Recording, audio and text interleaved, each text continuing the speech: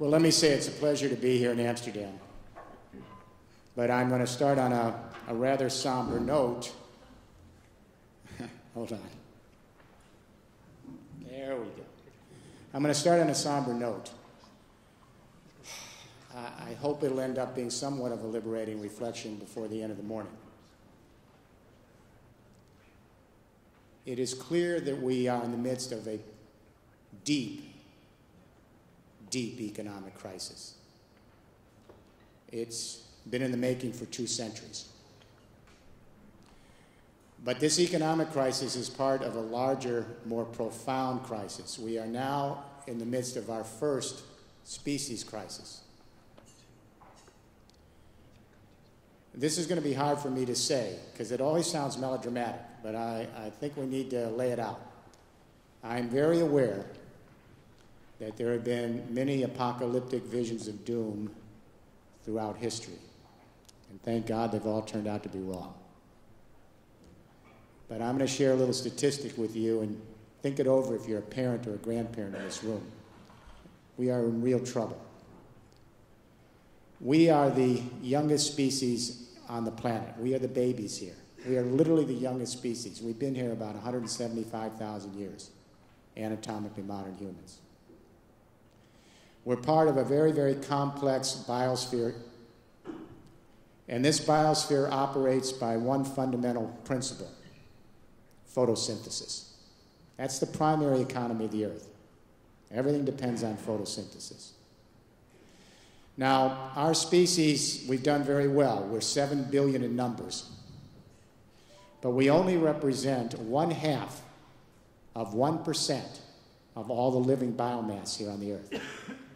This morning, our little species is gobbling up 32% of all the photosynthetic production on Earth, and that just blows me away. And we're going to 9 billion people in 30 years. Something's going to break. This is not sustainable. We have had 2 events in the last 4 years, which I believe signal the beginning of a very long end game for the great industrial revolution based on fossil fuels. The first event, July 2008, let me take you back to that month.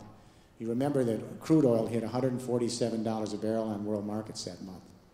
And what happened is all the other prices across the supply chain went through the roof, because everything in this civilization is made out of, moved by fossil fuels. Pesticides, fertilizers, construction materials, most of our pharmaceutical products, petrochemicals in our groceries, our synthetic fiber, our power, transport, heat, and light. We've built a great short-lived civilization based on actually using the carbon deposits of the Carboniferous age. I often wonder if we do survive this moment. And let me say, I don't say that glibly. Look, 99.5% of all the species that have ever appeared on this earth have come and gone. 99.5%. If we survive this moment, I wonder what they'll think of us in 500,000 years from now. There'll be nothing left. Well, the monuments will be here, the pyramids will be gone. The only record they're going to have that we were here, they're going to have our CO2 footprint and our methane and nitrous oxide footprint in that geological record. And they'll say, yeah, back then they were the oil people. We had the Bronze Age, they had the Iron Age. These people lived off fossil fuel deposits. So when oil started to go over 85, 90 a barrel in 2007, all the other prices went up across the supply chain. At 120 a barrel, we had food riots in 22 countries. 40% of the human race lives on $2 a day or less. They saw the price of wheat, rye, barley, and rice doubling, tripling, and trebling because of the oil price. And the UN panicked. The Food and Agriculture Organization put out an alert saying, we've got 1 billion people in harm's way. We've not seen anything like this before. At 147 a barrel, everything we were buying in the department stores, the grocery stores, the petrol, the construction materials was so expensive, the entire world stopped buying. Purchasing power shut down. The entire economic engine of the Second Industrial Revolution ground to a halt in July 2008. What I'm saying to you is that was the economic earthquake. The collapse of the financial market 60 days later, that was the aftershock. Our world leaders are still dealing with the aftershock. The point is, we couldn't maintain the Ponzi scheme of a debt-ridden, credit-laden economy when the real economy shut down.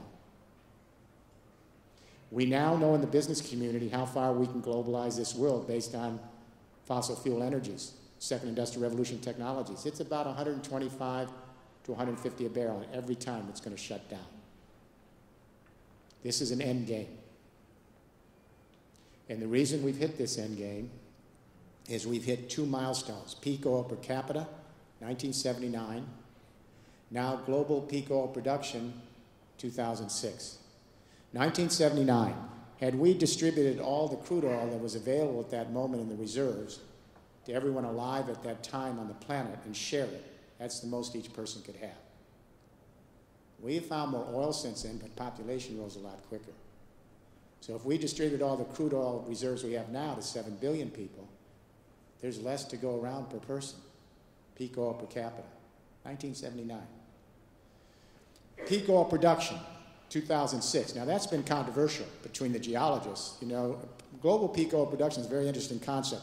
On the classic Hubert bell curve in geology, when half the oil is used up, it's over, because we cannot afford the second half. It's prohibitive. And the geologists have been fighting with each other about when peak will hit. In 2011, the International Energy Agency report dropped a bombshell on the business community. One paragraph. The International Energy Agency is who we rely on for all of our forecasting on energy, and they said, apparently, we peaked in 2006 at 70 million barrels of crude oil a day. We'll likely plateau down to 69 million barrels a day, but listen to what the IEA is saying. It's going to cost civilization $8 trillion to get that remaining oil out in the next 20 years. So when China and India and Southeast Asian nations made a bid to bring 1/3 of the human race into the game at the last stages of the second industrial revolution, at a 10, 11, and 12% growth rate over the last decade, that aggregate demand just smashed up against the existing reserves. Oil prices go up, all the other prices go up, shut down. This is what's happening. If you take a look at what I was saying, in 2005, I said we had hit this peak, and then from 2008, I said we're going to go on a down cycle within 4 to 5 years. That's what's happening this morning. I don't know where our economists are. They're just asleep up here. What happened in 2009 is oil went down to 30 a barrel because there was no economic activity. As soon as we replenished inventory in 2010, it shot up to 94 a barrel before the Arab Spring.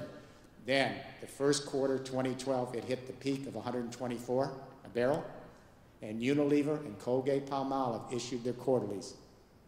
And what they said is, profits are down. These are the two biggest consumer product companies. Profits are down because the oil price is affecting our price embedded in our products and supply chain. We've had to raise the prices, purchasing power is slowing down. And now we're in another slowdown. 5 years. We can't get out of this. We're going to have growth collapse cycles in 5-year stints. This is an end game. There are other fossil fuels. Coal, tar sands in Canada, heavy oil in Venezuela, and lots of shale gas. They're more scarce, they're more expensive. In fact, once oil hits 80 a barrel and goes under, tar sands are no longer competitive. They have to shut down. So they're more scarce, more expensive, ups the bill, and they get me to the second major event of the last 4 years. They emit more CO2. Copenhagen, December 2009, world leaders from 192 countries assemble in Copenhagen to address the entropy bill for the industrial age. Where are my engineers? One engineer? Where are my engineers? Thank God you're here this morning to help me. As you know, in engineers, you study thermodynamics. We cannot escape the second law of thermodynamics. We are paying the entropy bill for 2 centuries, 2 industrial revolutions, massive CO2 into the atmosphere. It's not a metaphor. That CO2 is the spent energy. And so how bad is it? In 2007, the UN Panel on Climate Change issued its 4th assessment report. 2,500 scientists, 125 countries, all the major national academies of science, 20 years of modeling. biggest public science project in history, and the results were very sober. This was 5 years ago. Middle scenario, projections, 3-degree rise in temperature on this century. This was 5 years ago. Now that's looking pretty conservative. But for the parents here in this room, let me put this in perspective. If we go up 3 degrees in this century of your children and grandchildren, this takes us back to the temperature on this planet 3 million years ago, in less than 50, 70 years. Completely different world. And what is so terrifying about climate change, it's all about a shift in the water cycles of the planet. And this is what I wish Al Gore and others had explained, because this would be the wake-up call. We're the watery planet. Our ecosystems have developed, some of them over millions of years, based on certain hydrological cycles of water. For every 1 degree that the temperature rises on Earth, the atmosphere absorbs 7% more precipitation from the ground because of the heat. It just sucks it up. That shifts the entire water cycle of the Earth in a one little moment of time, and that's what's happening here. More bitter winter snows, more dramatic spring floods, more prolonged summer droughts. Sound familiar? More Category 3, 4, and 5 hurricanes, more tsunamis, more volcanoes, more earthquakes, because the water cycle is shifting so quickly. Our ecosystems cannot catch up to the water cycle shift, and they're destabilizing all over the world very, very quickly. And now our scientific community says we are now in the 6th extinction event of life on this planet, right now, after 450 million years. Now, we human beings have never been in an extinction event because we've only been here 175,000 years. We're now in real time the 6th extinction event. We have had 5 wipeouts, 450 million years, and every time we had a mass extinction, the chemistry of the planet shifted dramatically quickly and wipe out.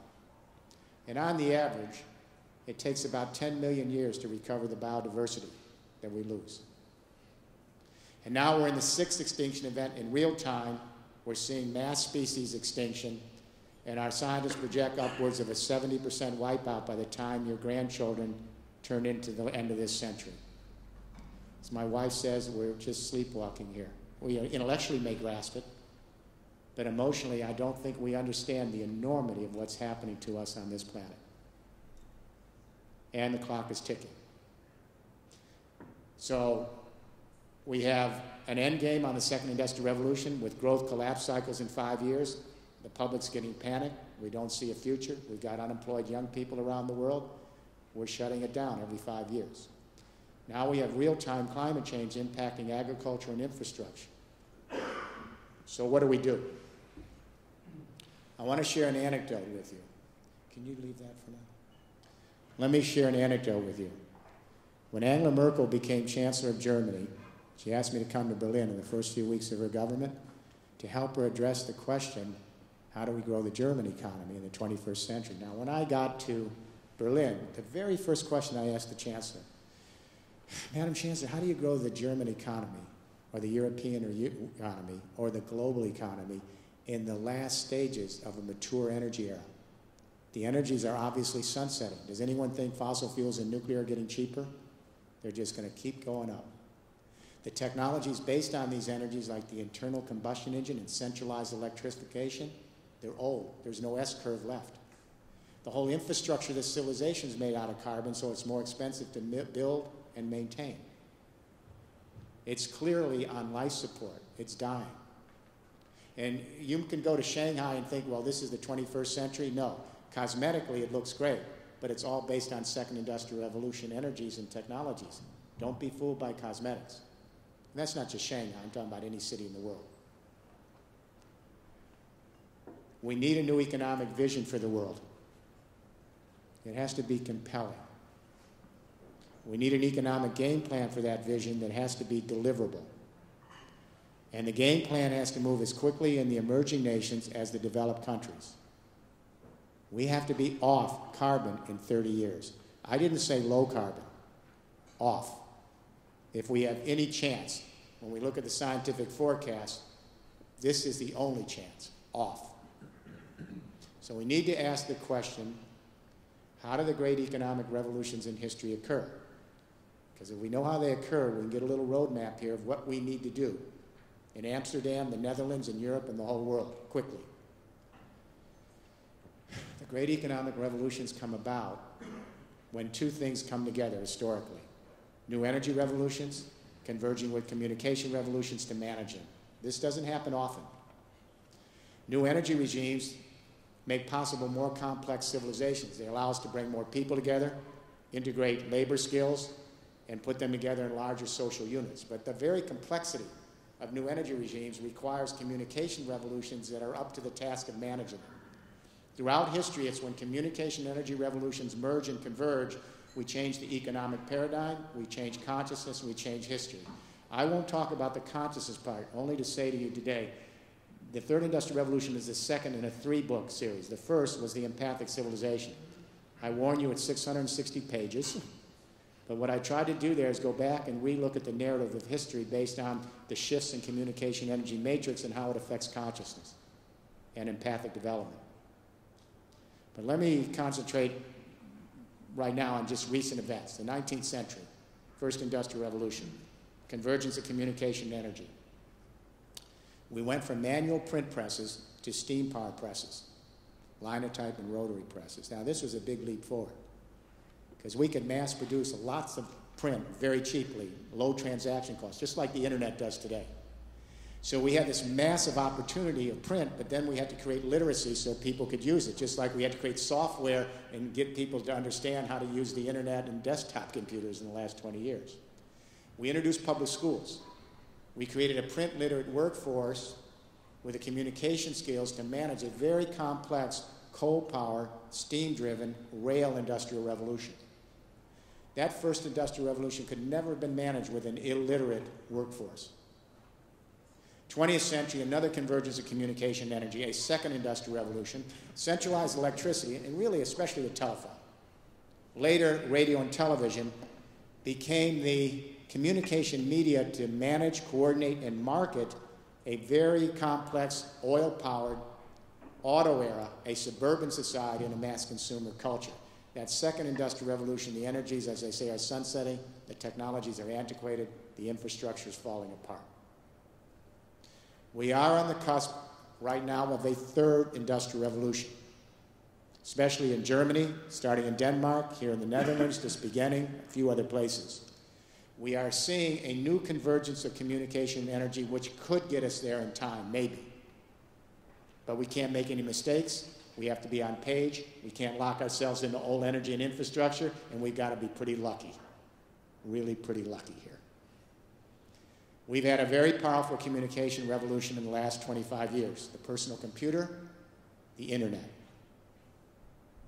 What's so interesting about this internet revolution is the way it's organized. Now, I'm pretty sure I'm the oldest person in the room here. I'm a war baby. I grew up on centralized top-down communication, one to many. The internet is so interesting because it's distinguished by being not centralized and top-down, but distributed and collaborative. And it doesn't scale vertically, it scales to lateral power. Now, for my generation, the very idea of lateral power is a complete oxymoron. How can you have lateral power? From the great hydraulic civilizations to the second industrial revolution, power is always pyramidal, correct? Top down. But for everybody in this audience under the age of 40 that grew up in some way with the internet and used to side-by-side, peer-to-peer, lateral power makes total sense, and this is the consciousness shift. This changes everything. This internet communication revolution, which is distributed and collaborative and scales to lateral power, meaning 2.3 billion people can take their own video, audio, and text and send it to each other with more lateral power than all the centralized TV networks in the world. By the way, we did this in 25 years. Tell us we can't do this. We're the most social creature. We have the biggest neocortex. We're built for empathic stress in order to organize in larger social units. And when we get the narrative, we move. We connected a third of the human race at the speed of light in 25 years. This internet communication revolution, which is distributed, collaborative, and scales to lateral power, is just now beginning to converge and merge in Germany, parts of the Netherlands, Denmark, a few other places, with a new energy regime, distributed energies. which have to be organized collaboratively and scale laterally. It is a perfect fit of communication and energy. This is fortunate. Oftentimes, when a civilization reaches an entropy watershed, there's no new communication energy matrix on the horizon. When Rome fell in the 6th century because it denuded its agricultural base, which was 2/3 of its revenue, the hordes came to the gates. There was nothing to replace it for 5 centuries, until we went to windmills and water power in the 13th century in medieval Europe. So here we are. What are distributed energies? Let me compare them to elite energies. Coal, oil, shale gas, tar sands, they're elite, because chances are, when you go home after this conference, pretty good bet you do not have them in your backyard. They're only found in a few places. They require huge military and geopolitical investments, and I don't have to tell you in Europe how many people have died in wars, including World War I coal, World War II oil, to secure these energies. Massive financial capital is required to bring them to the wellhead, to the final user. Be clear, these are the most expensive, elite, centralized energies we have ever used on this planet since the beginning of our time here. They're sunsetting. What are distributed energies? Those are energies in the backyard. The sun shines all over this little planet every day. 45 minutes of sunlight can power this global economy for a year without any problem whatsoever. The wind blows across the earth every single day. Underneath the core of this planet is a hot geothermal core of energy under the oceans and land, ready to be converted overnight, everywhere. In the rural areas, we have agricultural and forestry waste that can be converted at a moment's notice back to energy. On the coastal areas, our urban population have the ocean tides and waves coming in every day as a source of energy. Wherever there's small high water, we have hydroelectricity, and we have enough garbage, and that garbage can be converted anaerobically back to energy overnight. We have enough of these distributed energies found in every square inch of the biosphere in some frequency or proportion to provide for our little species until kingdom comes.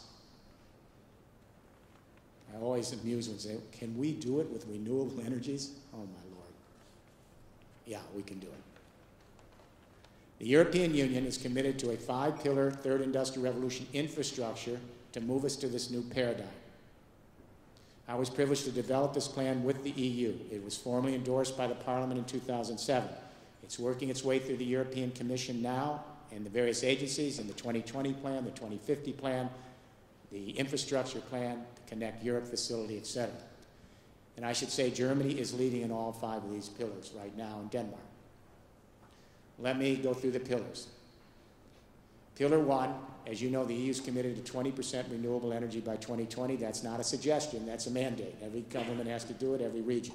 Pillar 2, how do we collect energies which are distributed everywhere? Now, our first thought years ago, oh, well, that's simple. We're going to go to Italy, Greece, and Spain. They got a lot of sun. We're going to put in some big solar parks, a high voltage line, and ship it out to Europe. The Irish have offshore wind. The Norwegians have hydro, concentrated, big wind parks, big hydro, and we'll ship it to Europe.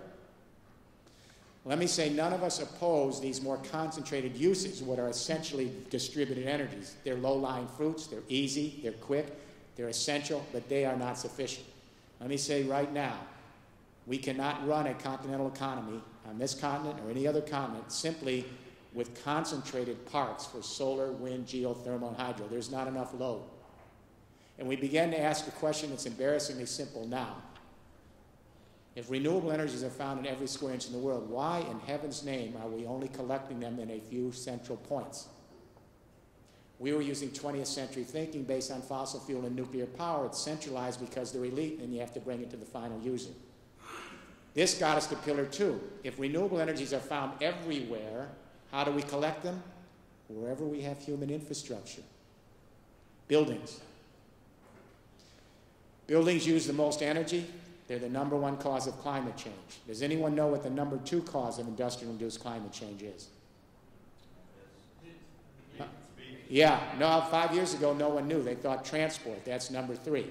I wrote a book in 1991, Beyond Beef, saying that climate change, it's beef, and I was pilloried at that point. Now the scientific community says it's #2, it may even be #1.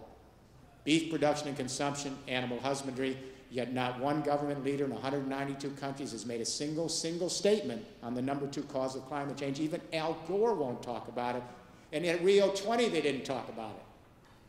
How serious are we about our survival on this planet if we can't readapt to a different diet? Number one is buildings. We have 191 million buildings in the EU. Homes, offices, factories, barns. The goal is to convert every single potential existing building to your own personal green micro power plant. Grab solar off the roof with your solar panels and thin film, and you know what's next? The paint. You've been watching this? Solar right in the paint, just paint all the buildings. Let the solar collect right there in the paint. Vertical wind off the side of your building. Geothermal heat pumps under the building. Anaerobic converters of garbage inside the building. Every building becomes a power plant. The new buildings are already positive power. Olivier Bouygues showed me the blueprints 3 years ago. We put the building up this year. It's next to the OECD headquarters. It's the first positive power building in the world. Now they're all starting to build them this year, creating enough power not only for our own needs, but can send back to the grids. Pillar 2 jumpstarts construction. Millions of jobs, day one. Thousands of SMEs to actually convert every building. You have to retrofit, put in the efficiencies, then you have to put in the renewables. This means a lot of business for big companies, small companies, and millions of young people. 40 years of converting the entire building stock of Europe and then the world to your own personal power plant. Here's the analogy. 1970. A few mainframe centralized computers, companies sharing information, very expensive. This kid comes along, Steve Jobs. He invents the personal computer.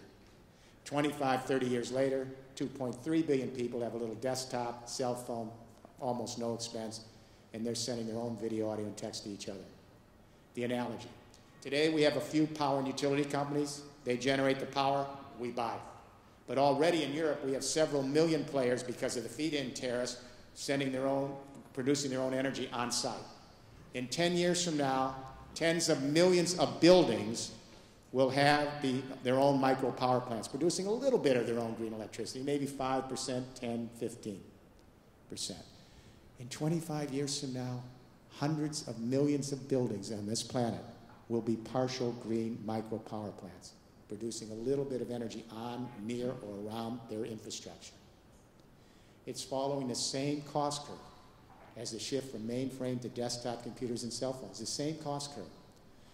And as the technology gets cheaper and cheaper to harvest biomass and solar and the wind and the geothermal and the hydro, the technology is going to be so cheap in 25 years from now, it'll be like cell phones. We'll give away the technology, you buy the service. And then the sun off the roof on your home, it's free. The wind off the sidewall of your factory is free. The geothermal heat underneath your office building is free. The garbage you convert back to energy is free.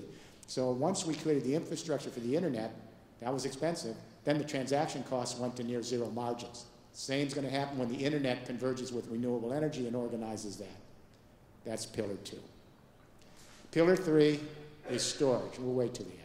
Pillar 3 is storage, because at my age I'll lose complete concentration. Pillar 3 is storage. This is the tough pillar. The sun isn't always shining. There's cloud cover.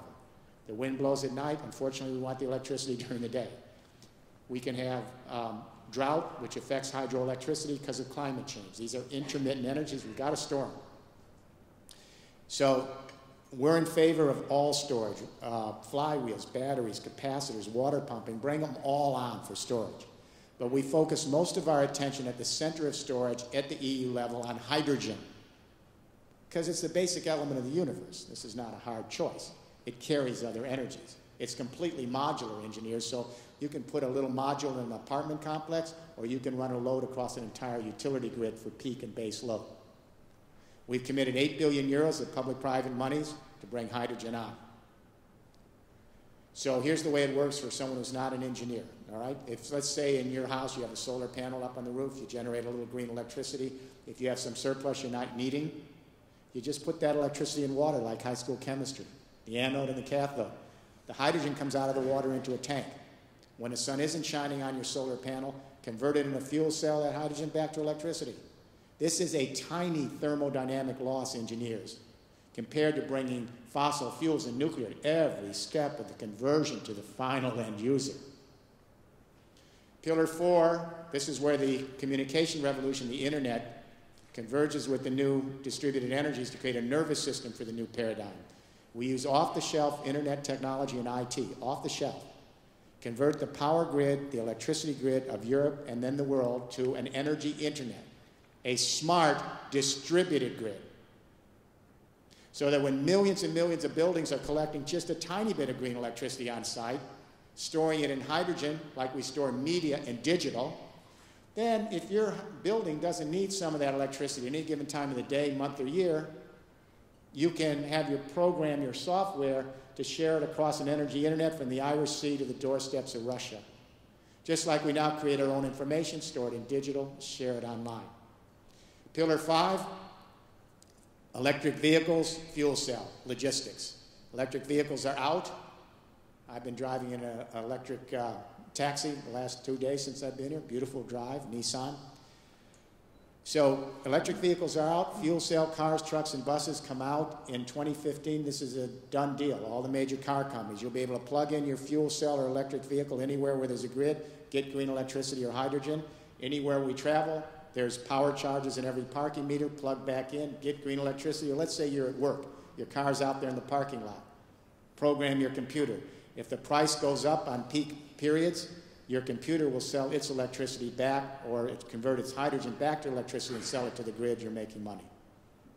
These 5 pillars together are a mega technology platform. The synergies between these pillars create a completely new paradigm for a new period in economic history. Alone, they are only components. And what I want to say to all the cities here and the companies is alone, these are nothing, these components. It's only when you connect them. Do not make the mistake that President Obama made. President Obama wanted a green economy. He still wants a green economy. He spent billions of dollars of U.S. tax money to no avail on standalone, isolated, siloed projects. He'd throw money to a battery factory in one state, a solar factory in another state, all unconnected. No communication energy matrix, no 5-pillar infrastructure, no economy. And now he's lost his credit. There's no jobs. We learned this lesson in the EU.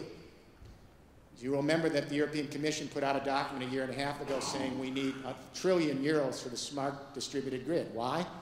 Pillar 1, the feed-in tariffs got ahead of the other pillars. So we got all this renewable energy and millions of people trying to get some energy back to the grid, and the grid is 60 years old, servo-mechanical, one direction, and it leaks 20% of the electricity. How is it going to take all these new inputs? It can't manage it. So we moved Pillar 1 faster than we moved Pillar 4. Then we realized the green feed-in tariffs have been so successful, we got regions that are 30, 40, 50, 60% green electricity. Guess what? We're losing 3 out of 4 kilowatts because we didn't put Pillar 3 in, which is hydrogen and other storage. You can't lose 3 out of 4 kilowatts and make this a good investment.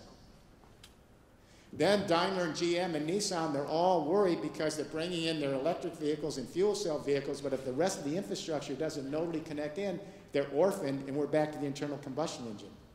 So whether you're a city or a company, it's all about networks. This is power to the people. This is a disruptive economic revolution. This is the democratization of information and energy in the economy. The music companies did not understand lateral power. When millions of young people apparently had nothing else to do after school but find ways to create new software to share this, you couldn't beat all the little Lilliputians. They destroyed those music companies in 5 years. Lateral power. The newspapers did not understand the blogosphere, millions of people sharing information, videos. This is amateur hour. Now the newspapers are going out of business all over the world, are trying to create blogs to find value. As powerful as the democratization of information is, that's only half the story. When the internet now manages and turns electrons into bits of information that can be managed laterally, that's the bigger part of the story. So now we have to envision hundreds of millions and then billions of people literally empowered to create their own energy, entrepreneurially, and share it on deep collaborative social spaces and commons across continents. This allows us to democratize the economy. When we lay down these 5-pillar infrastructures in each region, thousands of them, it allows us to democratize manufacturing, marketing, and logistics. Manufacturing is now embedded in this third industrial revolution. It's called 3D printing. You've heard of it. It's part of this infrastructure. It's not separate. So now we have hundreds of companies that have printers that allow them to code for software, and the software inside the printer directs molten plastic and metals to melt, and layer by layer create a three-dimensional product that pops out of the printer. It's like magic. And what's interesting about 3D printing is it completely defies the traditional first and second industrial revolution manufacturing, which is subtractive. You take a big hunk of material from nature, centralized factories, you winnow it down, pare it down, cut it down, throw most of it out, and then you make your final automobile. It's like French cooking, completely inefficient and wasteful, all right? Tastes good, but it's wasteful. I said this in France last week. I thought they were going to throw me out of the country.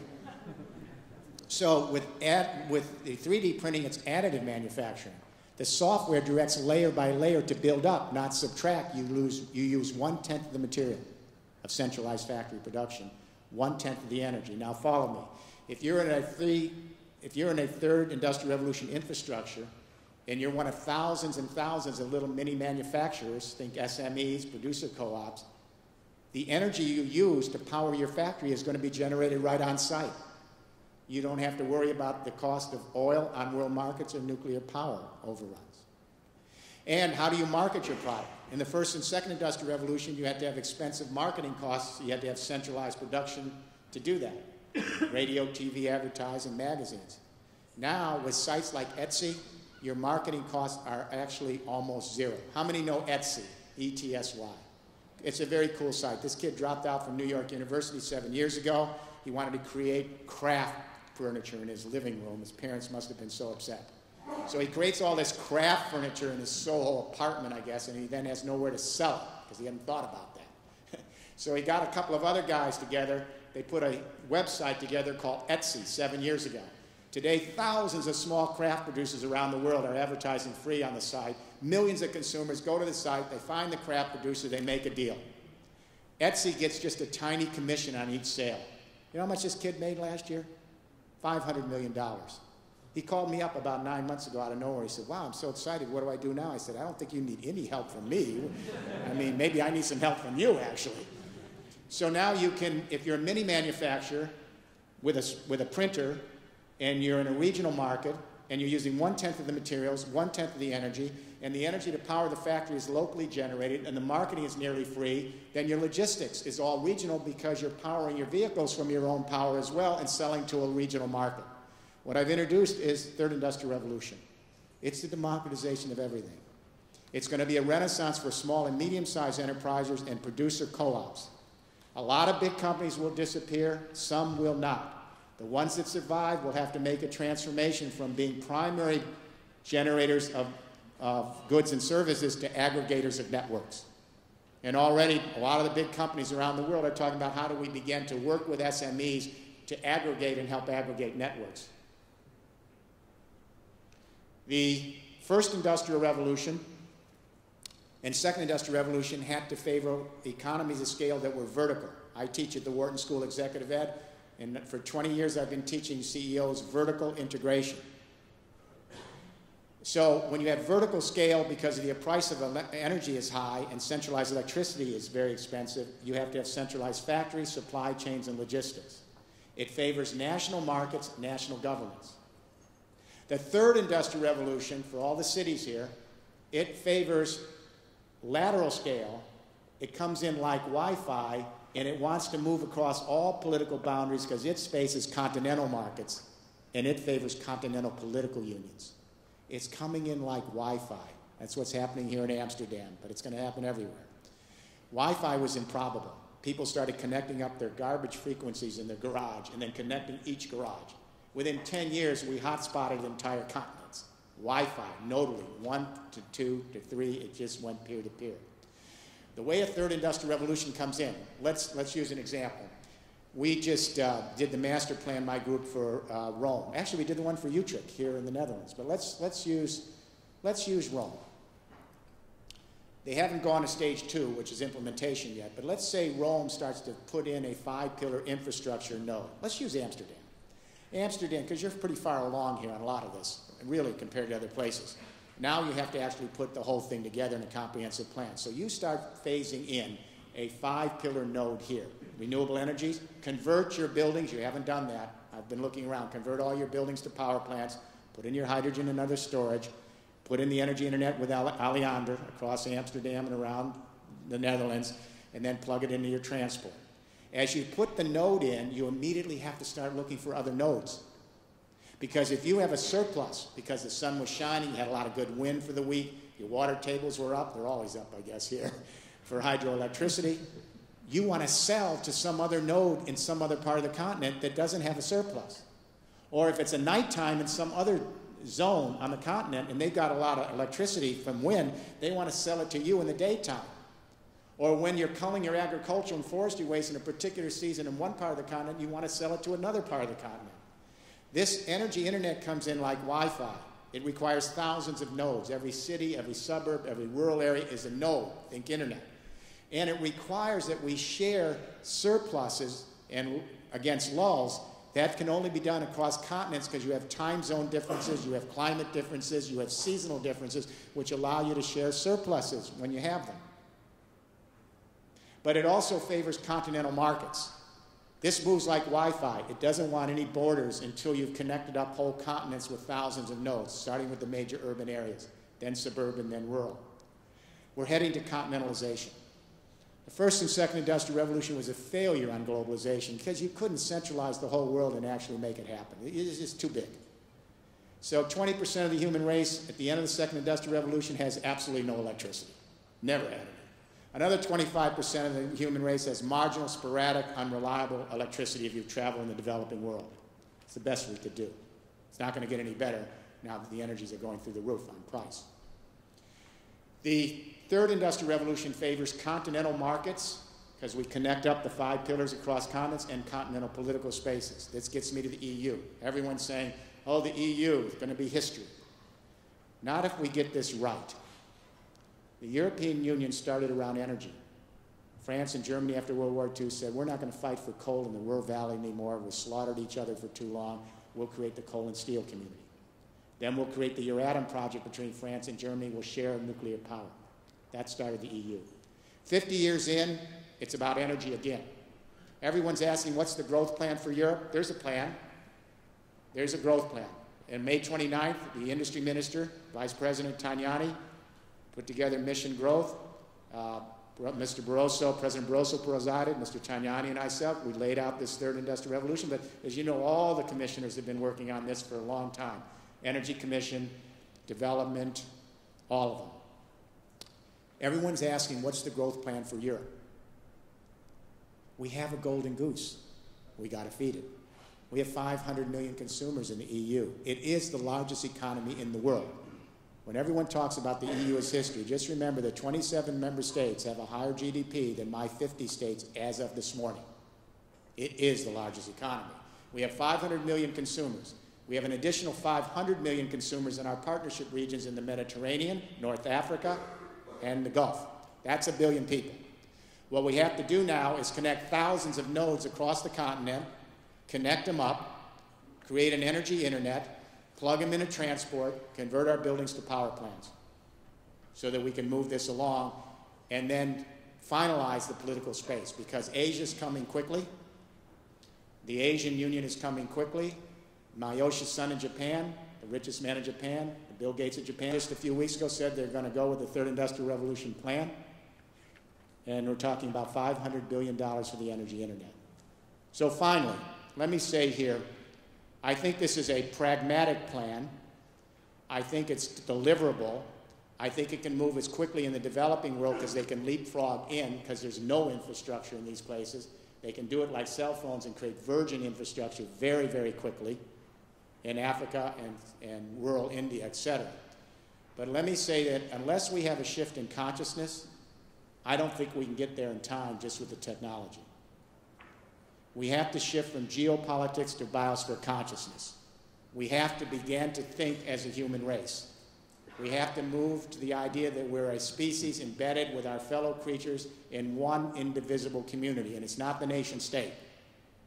It's the biosphere, the sheath from the stratosphere to the oceans where our geochemical and living processes interact in some very complex ways to maintain this little mystery called life. We don't even understand how it works. I'm guardedly hopeful, but I'm not naive, and I'll end with this. The reason I'm guardedly hopeful is I have seen a shift in consciousness among the younger generation in less than 10 years, from 0 to through the roof. There are kids coming home from school all over the world, and they've shifted from geopolitics to biosphere consciousness. And that is, they're asking Dad, why are you using so much water while you're shaving, Dad? They're saying to Mom and Dad, why is that red light on the TV on? No one's using that TV. Why do we have 2 cars? We could car share and have 1 car. And this is the one I really like. There are so many kids coming home now and saying, where did my hamburger come from?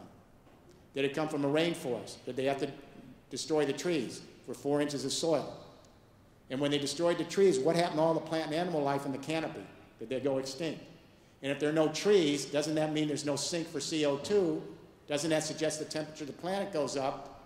And that means some farmer, they have floods and droughts and can't feed their kids.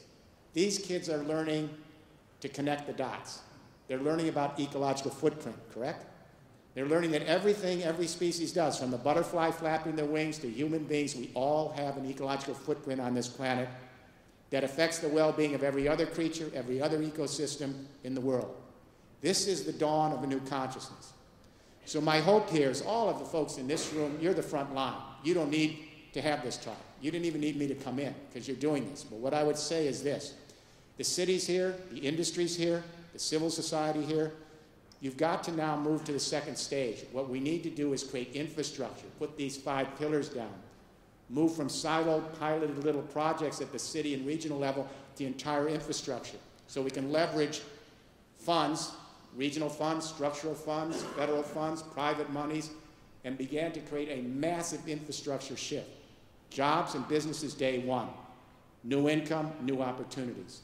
So I would say for all of you who have been spending so much of your life committed passionately to this shift, now we need to double the efforts.